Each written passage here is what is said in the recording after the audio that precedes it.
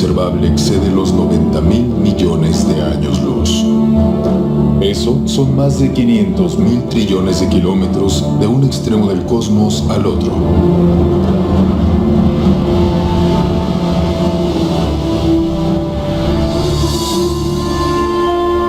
El universo contiene al menos 170.000 millones de galaxias, con tantas estrellas y planetas que su número sobrepasa los granos de arena de todas las playas del mundo.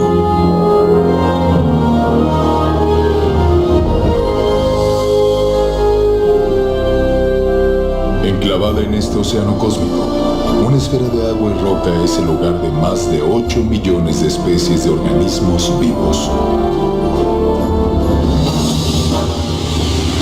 Esta realidad ha inspirado un sinfín de especulaciones, incontables teorías y una pregunta realmente intrigante.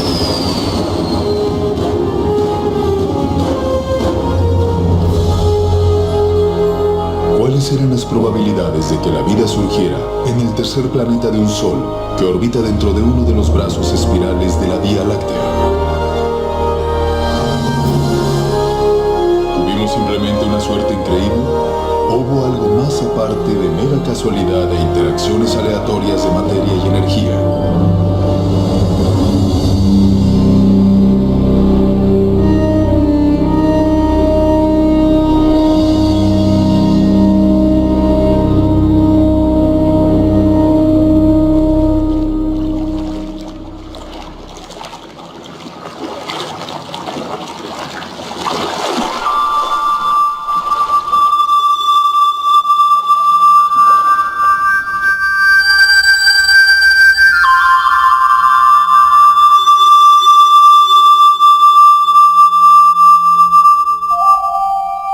Como habitantes humanos de la Tierra, nos resulta fácil dar la vida por sentada. Es más, estamos mal acostumbrados a su abundancia.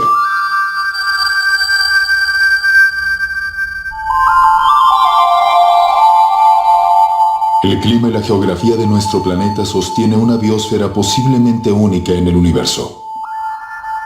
No hay apenas lugares que sean demasiado cálidos, demasiado fríos o demasiado aislados para que florezcan en ellos organismos vivos.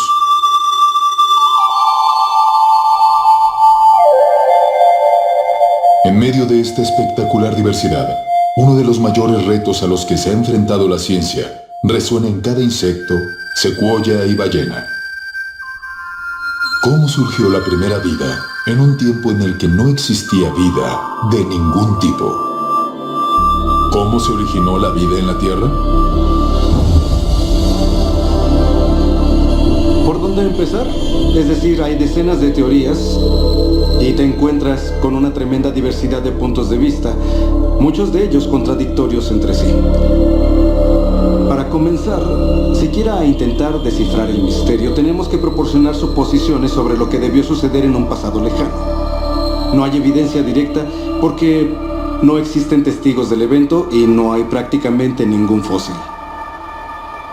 Lo que nunca observamos, son sustancias químicas inertes formando una célula. Así que, en un sentido, es un campo de investigación en el que los hechos importantes ya han sucedido.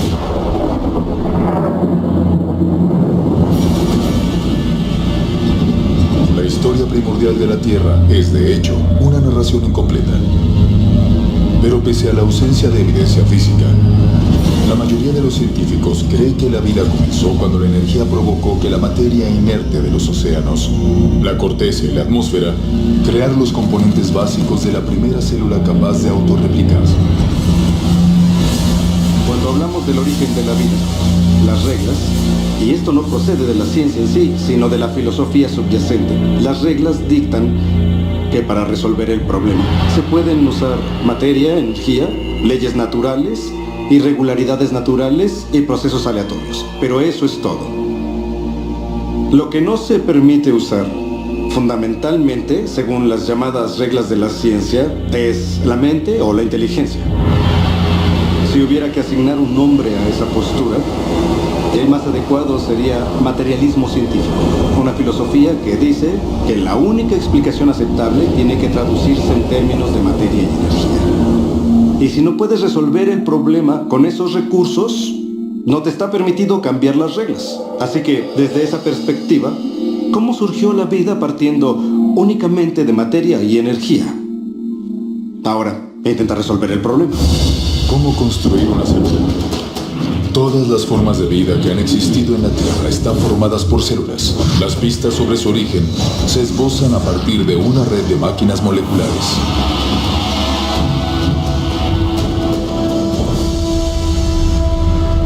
Encerrados en una célula eucariótica moderna, complejos mecanismos biológicos realizan su trabajo suspendidos en líquido.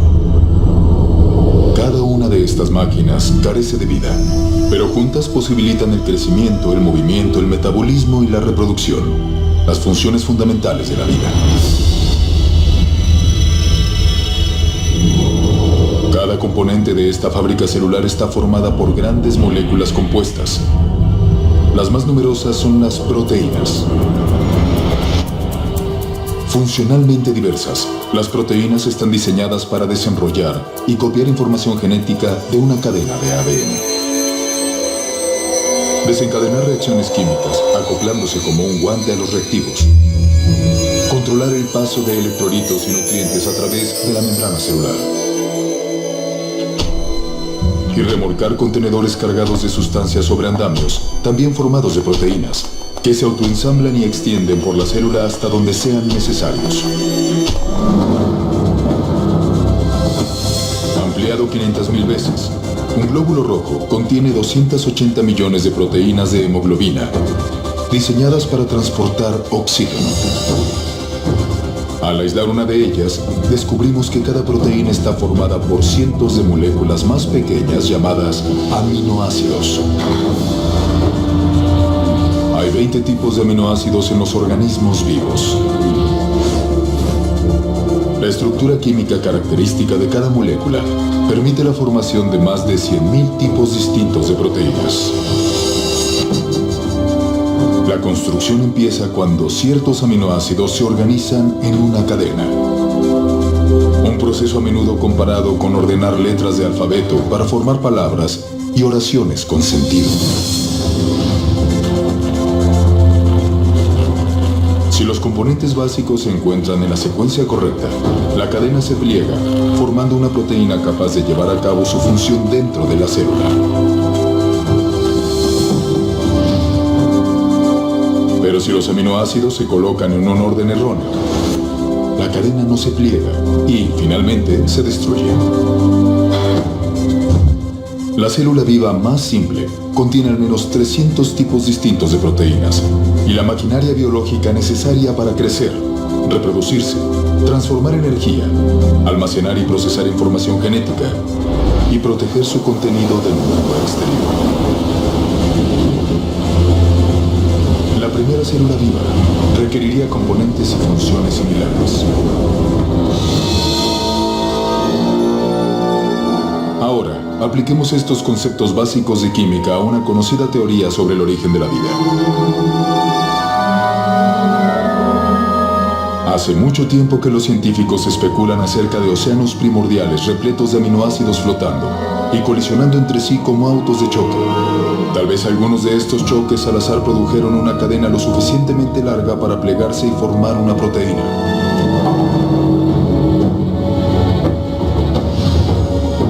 Después, más aminoácidos se unieron en más cadenas, que se enrollaron formando aún más proteínas.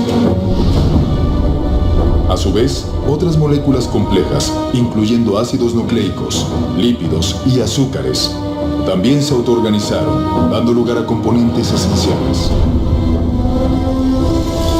Y entonces, sin previsión ni dirección, surgió en este caldo químico la combinación precisa de moléculas para formar una membrana que encerró a todas y cada una de las máquinas específicas de una célula capaz de reproducirse.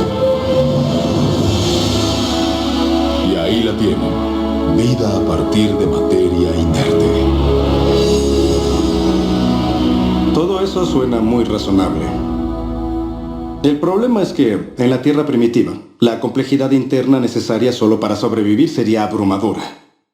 Porque la vida, tal como la conocemos, Se caracteriza por una gran cantidad de máquinas moleculares. Y si eliminamos esa maquinaria esencial, la célula deja de existir, porque llega un punto en el que no puede simplificarse más y seguir existiendo. Simplificar más implica la muerte. Hay quien critica este argumento diciendo: no se puede tomar la biología celular moderna y proyectarla en el pasado, porque como quiera que fuera, la primera célula era mucho más simple que lo que vemos hoy. De acuerdo, puedo considerar esa premisa. Describe la primera célula. Membrana celular. Si vas a ser la primera célula viva, necesitas una barrera, una membrana que te proteja del entorno. Dicha membrana debe permitir el paso selectivo de nutrientes y materias primas específicas que usarás como combustible y energía. También necesitas almacenar enormes cantidades de información genética en cadenas espirales de ADN. Transcripción. Estas instrucciones detalladas para la vida se copian con una precisión extraordinaria. Ribosoma. Luego, en fábricas llamadas ribosomas, la información se convierte en cadenas de aminoácidos y proteínas. Reproducción celular. Finalmente, estarás perfectamente equipada para reproducirte, dando lugar a futuras generaciones de células. Estas funciones básicas las llevan a cabo todos los seres vivos. Son, en cierta forma, la definición de lo que implica estar vivo, así que ya seas una célula del pasado, una célula muy simple, o una célula actual más compleja, realmente no importa, vas a tener que llevar a cabo esas funciones. La mayoría de los químicos creen, al igual que yo, que la vida surgió espontáneamente de mezclas de moléculas en la Tierra prebiótica. ¿Cómo? No tengo ni idea. George Whitesides, químico, Universidad de Harvard. Pese a los abrumadores obstáculos, la idea de que los elementos químicos básicos se organizaron por sí solos para formar una célula viva se lleva proponiendo desde hace al menos 150 años. En 1871, Charles Darwin escribió una carta en la que describía una pequeña charca tibia repleta de las sustancias apropiadas para generar vida.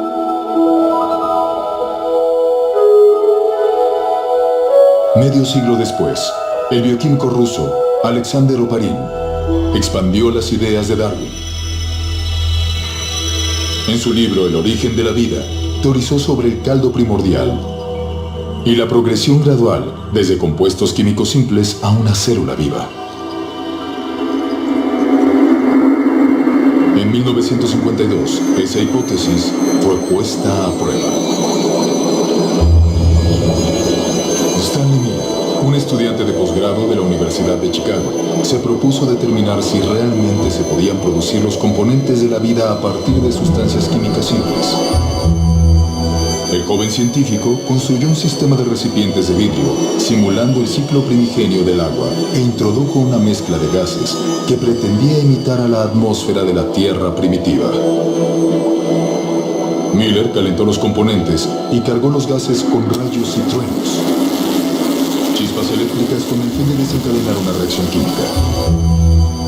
En pocos días se formó un fango parecido a la brea en el recipiente. En él, Miller identificó 4 de los 20 aminoácidos que se encuentran en las proteínas. Por primera vez, bajo condiciones supuestamente naturales, se habían generado moléculas esenciales para la vida a partir de materia y energía. La publicación del experimento de Miller generó un tremendo entusiasmo, porque parecía fácil obtener los componentes básicos de los seres vivos. Si era fácil obtener esos componentes, tal vez no era tan difícil pasar de esas sustancias químicas a las primeras células vivas. Aunque revolucionario en su premisa, más tarde se demostró que el experimento de Miller estaba profundamente equivocado porque no había usado los gases correctos, ignorando el nitrógeno, el dióxido de carbono y el oxígeno, que habrían destruido las moléculas necesarias para la vida en la Tierra primitiva. Pero, a pesar de esos errores, la obra de Miller inspiró otros intentos de recrear las condiciones prebióticas.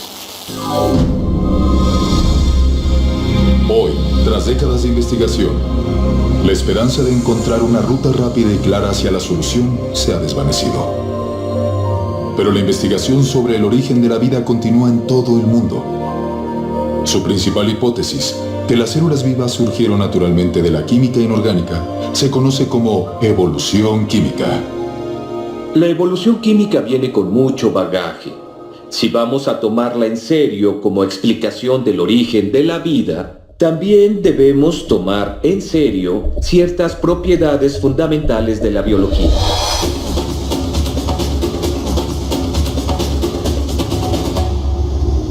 Las moléculas involucradas en la vida no tienen inteligencia, no tienen previsión, no tienen forma de saber qué necesitan hacer a continuación para ordenarse y poder convertirse en química orgánica. Si pusiera aminoácidos en un tubo de ensayo en mi laboratorio, aunque lo calentara y lo agitara muy bien, y siguiera haciendo eso durante 100 años, o 1000 años, o durante 10.000 años, o 1.000.000 de años, no pasaría nada. Aminoácidos, nucleótidos, lípidos, en sí mismos no representan vida.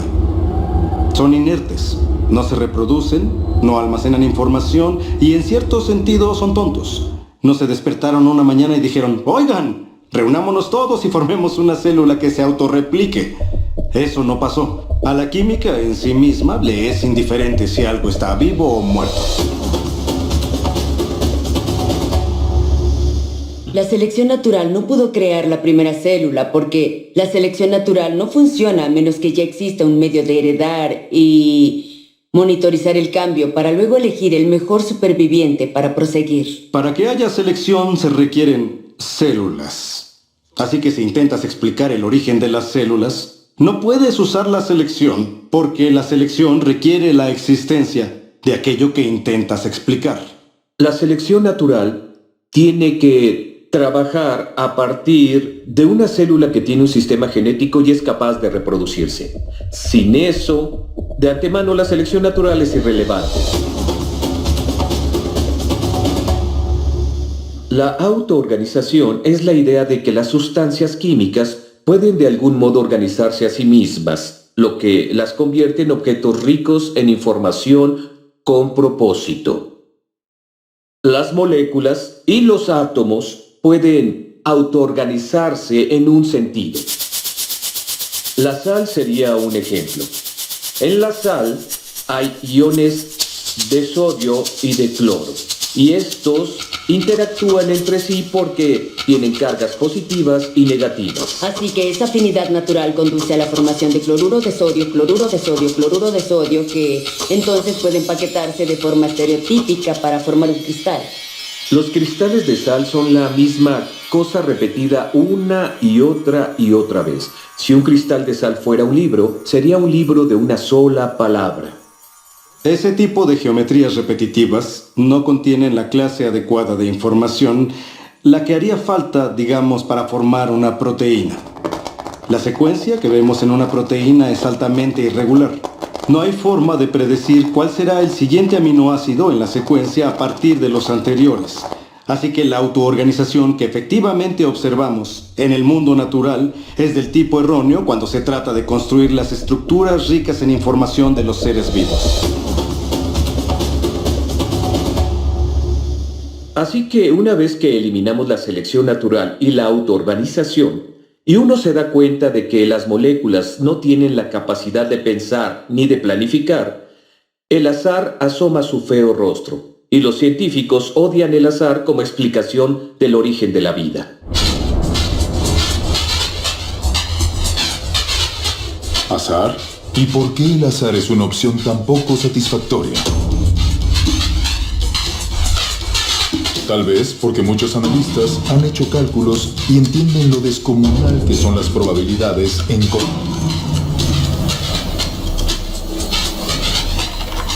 El azar se define como el elemento desconocido e impredecible en cualquier evento que no tiene causa asignable ni dirección por una ley natural o agente inteligente.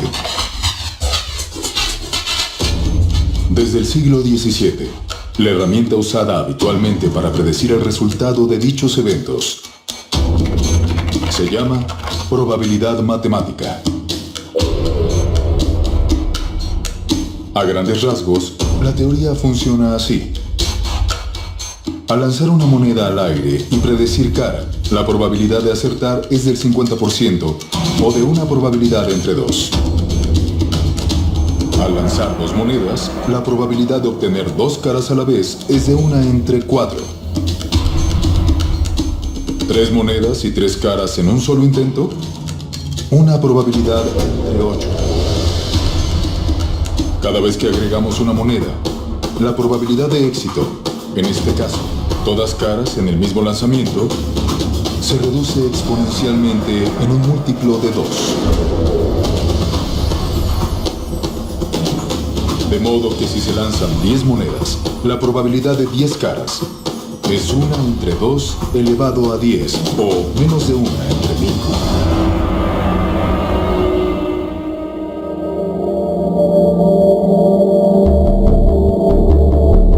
Cuando se aplica al origen de la vida y a la formación aleatoria de grandes biomoléculas, la teoría de la probabilidad clarifica las limitaciones del azar como agente creador en la Tierra primigenia. Por ejemplo, ¿cuál es la probabilidad de formar una única proteína usando exclusivamente las interacciones ciegas de la química? Nuestro objetivo es una molécula más pequeña que la media, formada por 150 aminoácidos, cada uno en su lugar preciso para garantizar el plegamiento de la cadena. Los investigadores han calculado que en la Tierra primigenia, la probabilidad de éxito era de 1 entre 10 elevado a 164. Es decir, una cadena de proteína correctamente secuenciada por cada 100 millones de billones de billones de billones de billones de billones de billones de billones de billones de billones de billones de billones de intentos fallidos. A pesar de estas minúsculas probabilidades, algunos teóricos argumentan que, con tiempo suficiente, todo es posible. Muy bien, pongamos a prueba la validez de esa opinión. Comenzaremos estableciendo un medio ambiente ideal para la evolución química. Un mundo imaginario que le proporcione al azar toda oportunidad de éxito. Primero, saturamos los océanos con aminoácidos.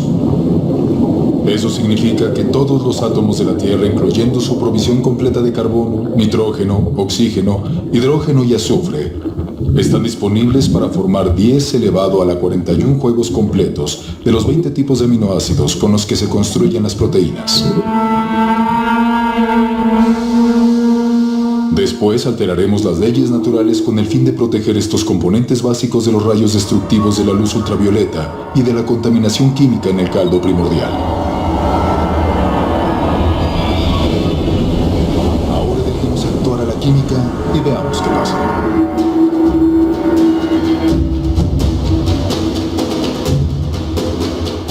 Los aminoácidos comienzan a unirse frenéticamente. En nuestro experimento, una cadena completa de 150 unidades se autoensamblan en apenas un segundo. Como los 20 tipos de aminoácidos están disponibles, en la mayoría de posiciones hay un 5% de probabilidad, o 1 entre 20, de que la molécula correcta se añada a la cadena. Si la secuencia es incorrecta, la cadena se destruye de inmediato y comienza un nuevo ensamblaje. En todo el planeta se llevarán a cabo 6 millones de billones de billones de billones de intentos de formar una cadena cada minuto.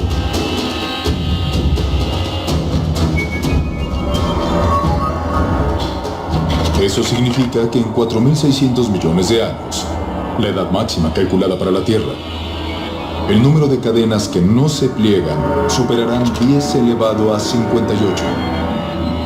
Es un total impresionante, pero ni se acerca a 10 elevado a 164, el número medio de intentos necesarios para construir aleatoriamente una sola proteína de 150 aminoácidos. Así pues, si las reacciones químicas no dirigidas no han podido producir nuestra codiciada molécula ni en toda la historia de la Tierra, ¿cuánto tiempo habría sido necesario? Para averiguarlo, emprendamos un viaje por carretera. Comenzaremos erigiendo un puente que abarque el diámetro del universo observable, una distancia de más de 90.000 millones de años luz. Entonces colocaremos una ameba en un extremo del puente. Este organismo unicelular viajará a la temeraria velocidad de 30 centímetros al año. Y arranca. Mientras esperamos a que se forme una proteína al azar, la ameba se desliza por el puente durante más de 5.000 billones de años hasta cruzar el universo entero y luego regresar. Pero esta carrera apenas ha empezado. La ameba despega de nuevo. Logra llegar al extremo opuesto del cosmos y de vuelta al inicio. Sin embargo, aún no hay una sola proteína funcional a la vista. En el siguiente trayecto le añadiremos una carga, un único átomo.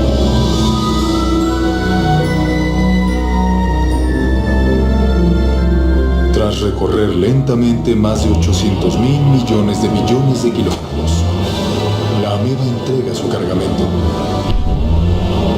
y regresa por más. ¿Llegará antes de que se forme nuestra afortunada proteína? Por supuesto. Es más, completará otros 10 viajes. Luego 20, 100, 1000. Y aún no habrá señales de una molécula útil. La ameba repite su trayecto de ida y vuelta hasta haber transportado todos los átomos de la Tierra. Después de todos los átomos del sistema solar. Más tarde, cada planeta y estrella de la Vía Láctea, átomo a átomo. De hecho, mientras esperamos que se forme una sola proteína, la ameba dispone de tanto tiempo que, moviéndose a solo 30 centímetros al año y llevando un solo átomo en cada viaje, transportará el universo completo más de 56 millones de veces. Ese es el tiempo que tardaría el azar en construir una proteína funcional. Supongamos que, contra toda probabilidad, la evolución química produjo nuestra primera proteína funcional. ¿Tendríamos vida? No. ¿Tendríamos una proteína? Tan solo una inerte alineación de aminoácidos. La célula viva más simple que conocemos contiene más de 300 proteínas diferentes. Pero las proteínas son solo una parte de la historia cuando consideramos cualquier célula real. Recordemos que tendrá carbohidratos, azúcares complejos, ácidos nucleicos, ADN y ARN, lípidos, toda una variedad de sustancias químicas que en conjunto constituyen el estado vital. Esos diferentes elementos todos deben encontrarse en el interior del mismo microambiente al mismo tiempo. Cada uno de los componentes básicos debe entonces ensamblarse e integrarse en la red de máquinas moleculares que controlan todas las facetas de la vida. Si logramos entender exactamente lo difícil que es producir una máquina molecular usando únicamente átomos y energía, nos damos cuenta de que hay un grave problema, porque cuando tienes una máquina molecular, no tienes un ser vivo. Esta máquina molecular necesita otras máquinas moleculares. E incluso si la naturaleza fuera capaz de producir todas las máquinas moleculares necesarias, eso tampoco sería suficiente. Todas ellas deben encontrarse juntas en el minúsculo espacio limitado por una membrana que llamamos célula. Por lo que yo sé de lo que se requiere para formar una célula, tiene que pasar todo a la vez. Es algo que no puede hacerse poco a poco, porque las partes trabajan juntas en un ciclo causal. El nivel más alto de organización trasciende a las partes. La organización espacial de la célula requiere que las moléculas terminen en el lugar correcto en el momento justo. El ADN se copia a ARN. La polimerasa que realiza la copia tiene que localizar el punto adecuado del ADN para empezar a copiar. El ARN debe de algún modo acoplarse a los ribosomas que deben estar en un lugar preciso. Y las proteínas recién creadas deben dirigirse hacia un sitio en particular. Demasiado sin duda para atribuírselo al simple azar. la probabilidad de que todo eso se encuentre en el mismo lugar al mismo tiempo rebasa todo lo que puedas imaginar.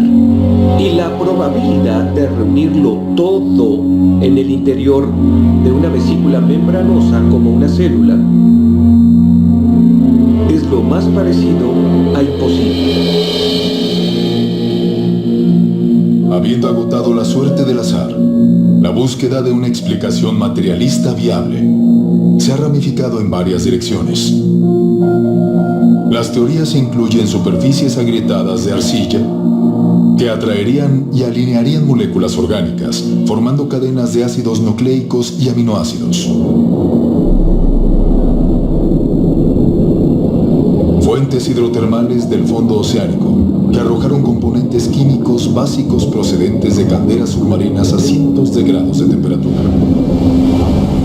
Y océanos primordiales repletos de ARN, una molécula versátil capaz de almacenar y replicar información genética, teóricamente sin necesidad de ADN o proteínas.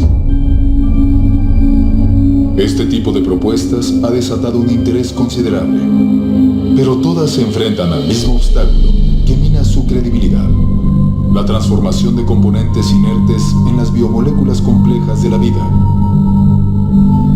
Este problema se hace evidente en la hipótesis del mundo del ARN.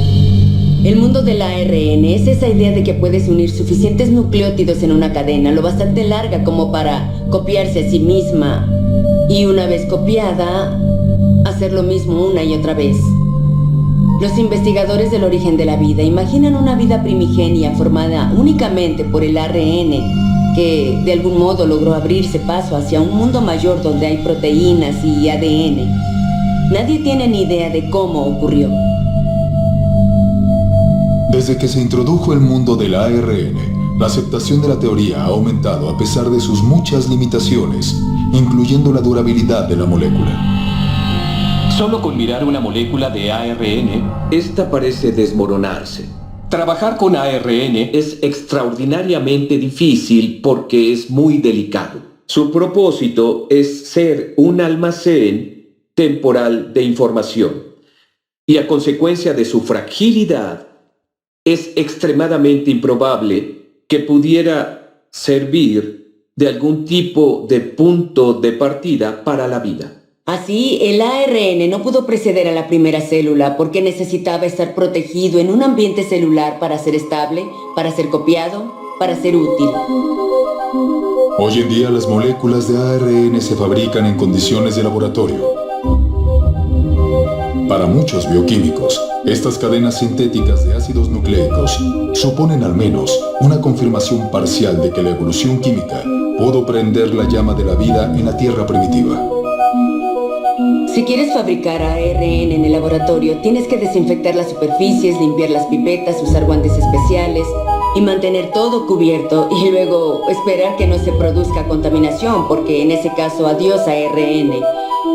Y entonces tienes que resolver el problema de la secuenciación. Necesitas científicos que trabajen duro secuenciando el ARN y probando diferentes combinaciones hasta encontrar una que quizá pueda copiarse a sí misma. De modo que necesitas una cadena compleja de ARN que funcione a la vez como enzima y como molécula hereditaria.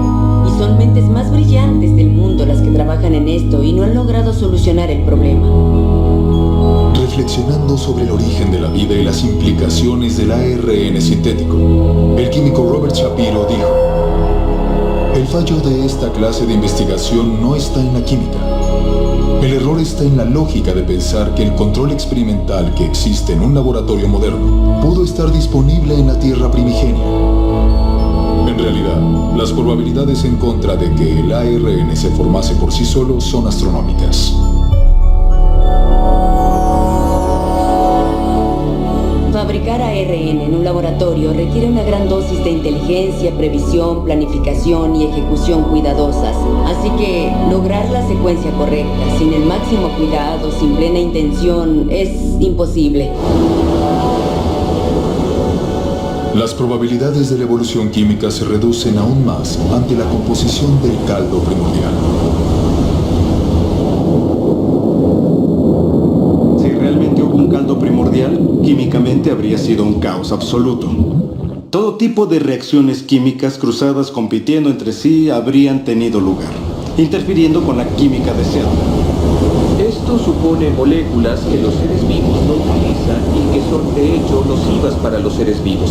Las condiciones de la Tierra primitiva eran hostiles para la vida, hostiles para la formación del tipo de enlaces que se necesitan para fabricar moléculas biológicas, y ahí es donde surge un problema enorme, porque el agua rompe los enlaces que mantienen unidas las proteínas. El agua rompe los enlaces que mantienen unidos los ácidos nucleicos, como el ADN. El agua rompe los enlaces que unen los polisacáridos, como el almidón y la celulosa, así que el origen de la vida no pudo haber ocurrido en el agua.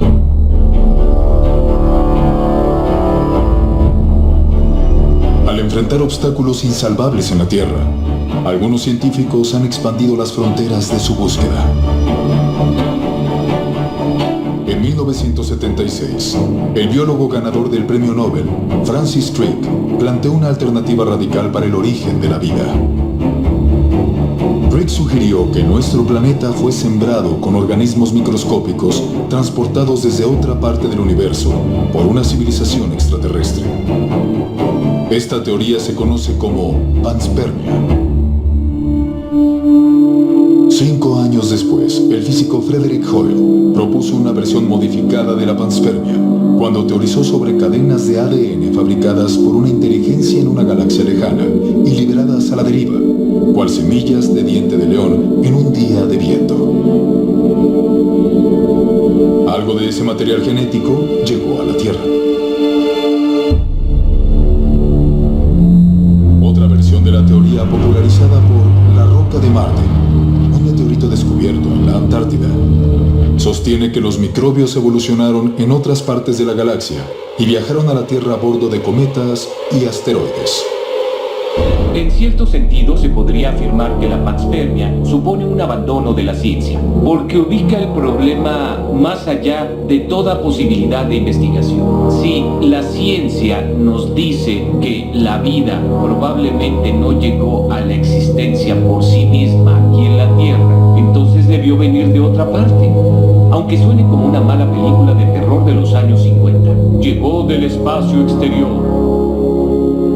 Si existen dificultades para crear la vida en el planeta Tierra, porque, digamos, la atmósfera necesaria es geológicamente improbable o no se pueden conseguir cantidades suficientes de moléculas biológicamente relevantes, esos problemas van a existir en cualquier otro planeta donde postulemos que surgió la vida. No podemos hacerlos desaparecer cambiando la ubicación, qué sé yo, al otro lado de la galaxia. En resumen, la panspermia no resuelve el problema del origen de la vida, solo lo traslada a otra localidad.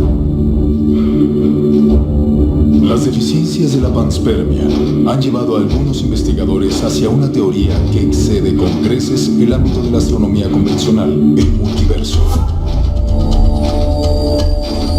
Según esta hipótesis, el nuestro no es el único universo. En lugar de ello, millones o billones de universos se generaron en el pasado por algún proceso natural desconocido. Y al aumentar exponencialmente las oportunidades, las probabilidades imposibles se volvieron probables. Hasta que, inevitablemente, con el paso del tiempo, la combinación precisa de materias primas, entorno, leyes naturales y una gran dosis de suerte produjeron las moléculas y la maquinaria biológica requeridas para la primera célula viva. En otras palabras, en un vasto océano teórico de universos, alguien tenía que ganar la lotería cósmica y fuimos nosotros.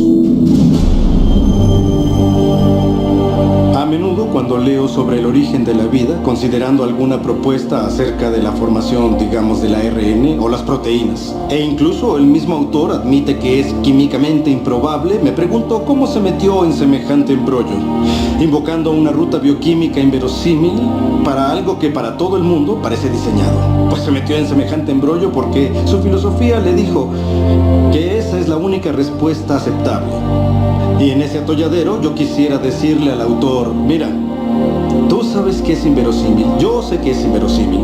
La razón por la que terminaste aquí, al borde del abismo, contemplando la improbabilidad, es que desde hace mucho tiempo decidiste que solo una explicación materialista funcionaría. ¿Cuántas explicaciones fracasadas dentro del marco de referencia materialista es necesario considerar antes de concluir que tal vez debamos movernos y salir de ese marco? Tal vez necesitamos otro tipo de explicación. Cuando uno analiza las diversas teorías de la ciencia, teorías físicas, teorías químicas, teorías sobre la formación de las estrellas, se trata de teorías acerca del mundo exterior. Pero en el caso del origen de la vida, hablamos de una teoría que nos involucra a nosotros. Básicamente de dónde venimos, nuestros orígenes, nuestra cosmovisión, nuestra filosofía, nuestra ciencia, todo está interconectado. Y eso distingue la pregunta del origen de la vida de cualquier otra pregunta de la ciencia. Las ciencias naturales no se pueden disociar de todo lo que conocemos o creemos sobre el mundo. Así que una pregunta muy concreta y aparentemente técnica del tipo ¿cómo se originó el ARN? Puede terminar conectando en el tejido de la realidad con una pregunta muy distinta como ¿podría haber un Dios? ¿Es Dios posible? ¿Podría Dios ser real? Si la vida, con toda su exuberancia, no surgió mediante procesos estrictamente físicos o naturales, deberíamos encontrar indicadores de ello. Yo creo que el origen de la vida es el gran eje central en torno a lo que giran muchas cosas. Así que acudo a la naturaleza como un ser humano curioso y digo, ¿qué es lo que yo considero indicadores normales de inteligencia en la vida cotidiana? Los veo en la naturaleza y la respuesta es sí, en abundancia.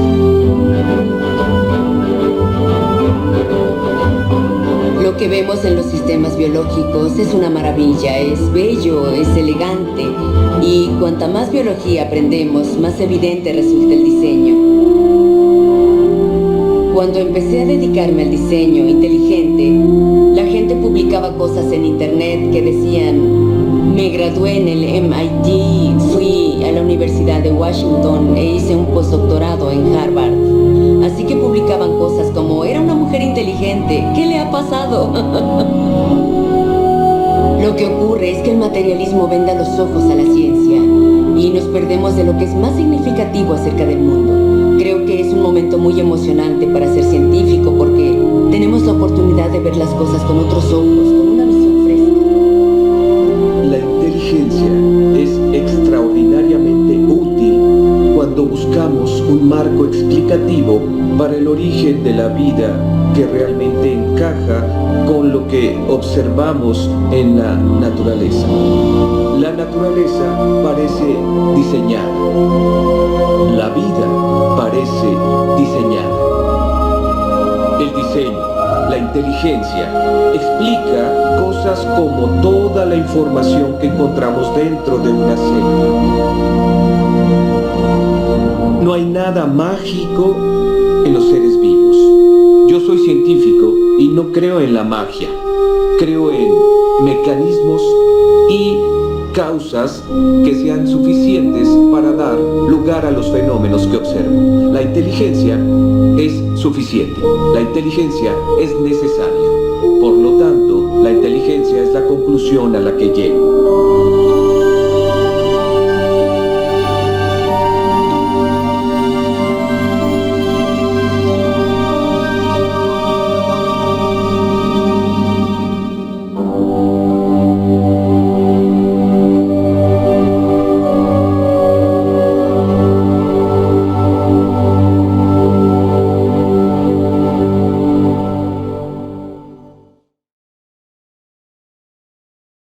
Espero que hayan disfrutado de Origen. Ha sido emocionante formar parte de un proyecto que aborda directamente las grandes preguntas que influyen profundamente en nuestra visión del mundo, a tantos niveles. ¿Cómo comenzó la vida? ¿Las interacciones aleatorias de materia y energía produjeron las primeras células? ¿O la vida solo puede explicarse como la creación especial de Dios? Durante los últimos 30 años, los avances tecnológicos han posibilitado a los investigadores a descubrir y visualizar la compleja red de máquinas biológicas que trabajan dentro de cada célula viva. Este conocimiento ha inspirado el desarrollo de una argumentación científica convincente a favor del diseño inteligente y el origen de la vida. Se trata de argumentos basados en la evidencia, la lógica y la razón. A continuación les mostraremos un cortometraje que explica los principios básicos de esta teoría, que algún día podría revolucionar cómo se entiende, se practica y se enseña la ciencia en todo el mundo.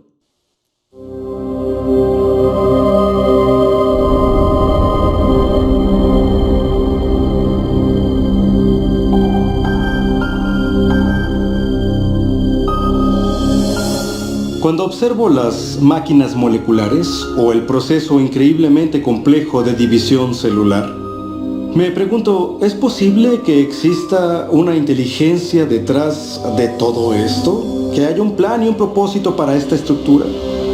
La ciencia debería ser una búsqueda de la verdad acerca del mundo. No deberíamos prejuzgar lo que podría o no ser cierto. No deberíamos decir, no me gusta esta explicación, así que voy a dejarla de lado. Sino que al toparnos con un enigma en la naturaleza, deberíamos abordarlo considerando todas las causas posibles que podrían explicarlo. Una de las cosas que me molesta de la teoría de la evolución es que descarta artificialmente un tipo de causa antes incluso de considerar la evidencia. Y la causa que se descarta es la inteligencia. Desde finales del siglo XIX, desde la época de Darwin, debido en parte a lo que Darwin escribió en El origen de las especies, los científicos llegaron a aceptar cierto consenso, una definición de ciencia que excluía la posibilidad de considerar el diseño como explicación científica. Y ese consenso tiene nombre, se le llama naturalismo metodológico. Y simplemente significa que para ser científico uno debe limitarse a explicaciones que impliquen solo causas naturales. No se puede invocar una causa inteligente. Sin embargo, curiosamente, inferimos inteligencia todo el tiempo. Una parte de nuestro razonamiento cotidiano es reconocer los efectos de la inteligencia. Consideremos, por ejemplo, estos jeroglíficos grabados en las ruinas de monumentos egipcios. Nadie atribuiría las formas y la disposición de estos símbolos a causas naturales como tormentas de arena o erosión. En lugar de eso, los reconocemos como la obra de antiguos escribas de agentes humanos inteligentes. Un razonamiento similar nos hace concluir que las misteriosas figuras de piedra de las costas de la isla de Pascua no se formaron por obra del viento y el agua durante largos periodos de tiempo. Ni suponemos que las plantas crecen con estas formas reconocibles sin algún tipo de guía inteligente. Por supuesto, hacemos estas inferencias constantemente y sabemos que son correctas, pero la pregunta es, ¿en base a qué hacemos dichas inferencias? ¿Cuáles son los rasgos que nos permiten reconocer la inteligencia? Recientemente, en un libro titulado La inferencia del diseño, el matemático William Dembski ha hecho un avance importante para la comprensión del argumento del diseño. Dembski ha identificado las características específicas de los artefactos que nos hacen reconocer una actividad inteligente. Llegué hasta aquí tratando de analizar cómo razonamos acerca del diseño. ¿Cuáles son los pasos lógicos por los que tenemos que pasar para concluir que existe diseño? Así que lo que intento hacer es establecer un criterio fiable, empírico, científicamente riguroso para decidir si algo ha sido de hecho diseñado. Estaba analizando la lógica de esto y descubrí que se necesita en probabilidad y especificación el patrón correcto. Hacen falta patrones objetivos. Según Dembski, los seres humanos detectan correctamente la actividad inteligente siempre que observan un objeto o evento sumamente improbable, que también se ajusta a un patrón reconocible. Ese tipo de patrón se encuentra en las colinas negras de Dakota del Sur. Quien viaje por el oeste verá muchas formas diferentes en las laderas de las montañas, pero la mayoría no significa nada, son solo rocas con diversos patrones. Pero uno no suele ver las caras de Lincoln, Jefferson, Teddy Roosevelt y George Washington en las laderas. Únicamente se ven en Dakota del Sur. Y eso se debe a un escultor excéntrico que decidió homenajear a estos presidentes dedicando la mayor parte de su vida a cincelar sus caras en esa montaña. Ese patrón es improbable. La forma de una ladera cualquiera también es improbable, pero una ladera al azar no especifica nada. Pero sabemos que hubo 4 hombres que fueron presidentes de los Estados Unidos que tenían patrones particulares en sus caras, y los patrones de la ladera de la montaña de Dakota del Sur coinciden con los patrones de sus caras en otros lugares. Si alzo la vista y miro las caras, reconozco inmediatamente que coinciden con las caras de los 4 presidentes que he visto antes en billetes o retratos de la Galería Nacional o en fotografías de libros. Así me doy cuenta que cuando miro el monte Rushmore no solo encuentro una configuración de roca altamente improbable, sino una que coincide con un patrón independiente, lo que sin duda indica inteligencia. Tenemos poca probabilidad y especificación. Es diseño.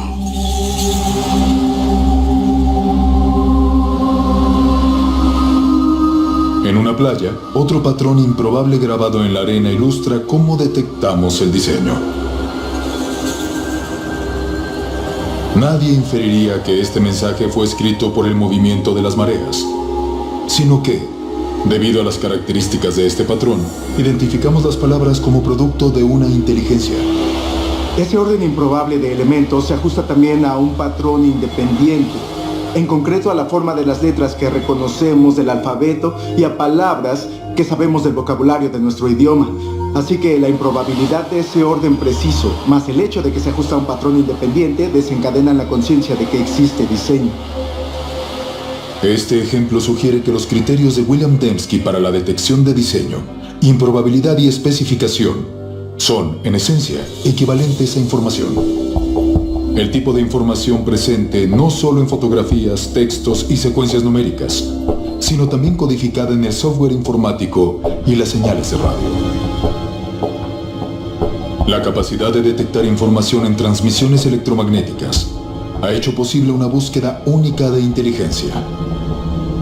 Desde hace más de 3 décadas, los astrónomos del programa SETI, de búsqueda de inteligencia extraterrestre, monitorizan señales de radio del espacio exterior intentando encontrar patrones que contengan información.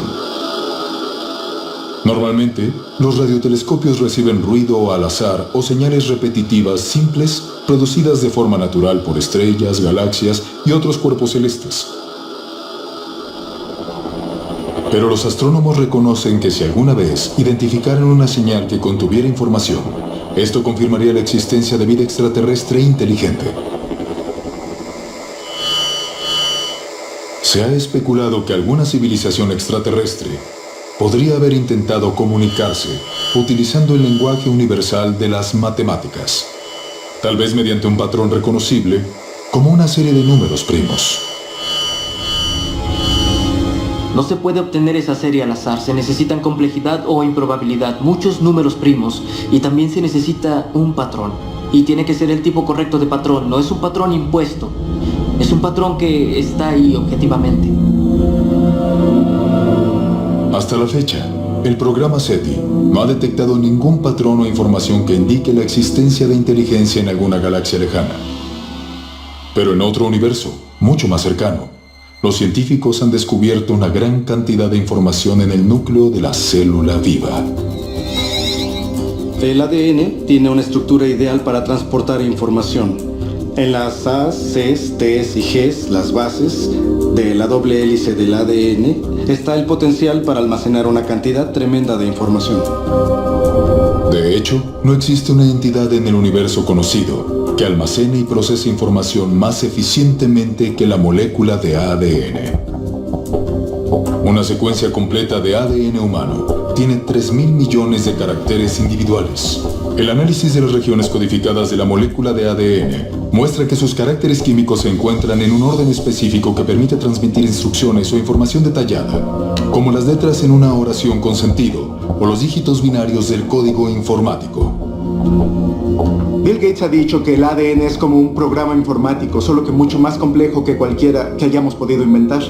Y si lo reflexionan, aunque sea un minuto, es una observación altamente sugerente, porque sabemos que Bill Gates no emplea el viento y la erosión o generadores numéricos aleatorios para crear programas, sino ingenieros inteligentes, ingenieros informáticos. Así que todo lo que sabemos por experiencia sugiere que los sistemas ricos en información surgen del diseño inteligente. Pero ¿qué concluimos del hecho de que haya información en la vida, en cada célula de cada organismo? Ese es el misterio fundamental. ¿De dónde proviene esa información? Durante los últimos 15 años, el filósofo y científico Stephen Meyer ha trabajado en la respuesta a esta pregunta. Meyer ha desarrollado un argumento para demostrar que el diseño inteligente proporciona la mejor explicación del origen de la información necesaria para formar la primera célula viva. Forma parte de nuestro conocimiento básico el hecho de que los agentes inteligentes pueden producir sistemas ricos en información. Así que el argumento no se basa en lo que no sabemos, sino en lo que sí sabemos acerca de la estructura de causa y efecto del mundo. Sabemos actualmente que no hay ninguna explicación naturalista o causa natural que produzca información. Ni la selección natural, ni los procesos de autoorganización, ni el mero azar. Pero sí sabemos de una causa capaz de producir información, y es la inteligencia. Así que cuando la gente infiere diseño a partir de la presencia de información en el ADN, está haciendo lo que se llama en las ciencias históricas inferencia a la mejor explicación. De modo que al encontrar un sistema rico en información en la célula, en la molécula de ADN específicamente, podemos inferir que la inteligencia desempeñó un papel en el origen de ese sistema, aunque no estuviéramos ahí para observar cómo el sistema empezó su existencia.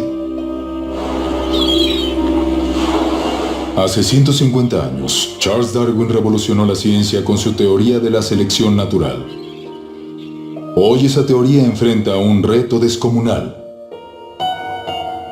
El diseño inteligente ha desencadenado descubrimientos y un intenso debate acerca del origen de la vida en la Tierra. Y para cada vez más científicos, representa un paradigma. Una idea con el poder para, una vez más, redefinir los fundamentos del pensamiento científico. En el siglo XIX, los científicos creían que había dos entidades fundamentales, materia y energía. Pero al empezar el siglo XXI, surge una tercera entidad fundamental que la ciencia ha tenido que reconocer, que es la información. Y al encontrarnos con la biología de la era de la información, crece la sospecha de que lo que vemos en la molécula de ADN es en realidad fruto de una mente, fruto de una inteligencia, algo que solo puede explicarse con el diseño inteligente.